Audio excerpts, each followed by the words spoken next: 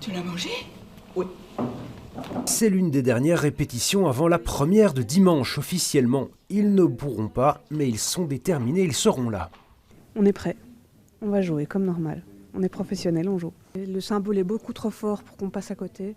Donc on espère vraiment que les gens vont prendre la mesure de ce qui se passe, que c'est grave et qu'il faut rêver ensemble, il faut penser ensemble, il faut réfléchir le monde ensemble, c'est très important. Au programme, une pièce pour enfants sur la création du monde dans la mythologie grecque. C'est prévu pour toute la semaine prochaine et l'équipe est déterminée. Même s'il y a 6 mois, la salle avait été empêchée d'ouvrir par la police. Rappelez-vous, des théâtres avaient ouvert leurs portes pour retrouver le public avant leur déconfinement.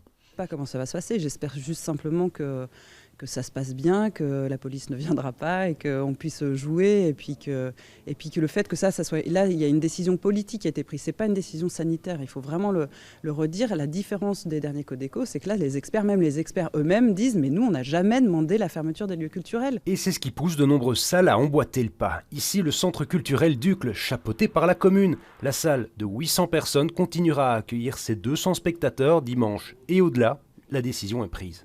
On l'a prise de façon très orchestrée, en consultant tous les partis, le bourgmestre, les écolos, le MR, l'ensemble du conseil d'administration du centre culturel. Et j'ai été très touché et heureux du soutien qu'on a rencontré dans la proposition de rester ouvert. Et c'est quelque chose qui nous a fait chaud au cœur. On a aussi eu des retours des spectateurs, de l'ensemble de nos partenaires, extrêmement importants. La question, que risque-t-il? La police va-t-elle intervenir? Je ne vais pas demander, effectivement, je ne vais pas donner une injonction à la police dans ce sens. Mais un bourgmestre ne peut pas donner une injonction négative par ailleurs.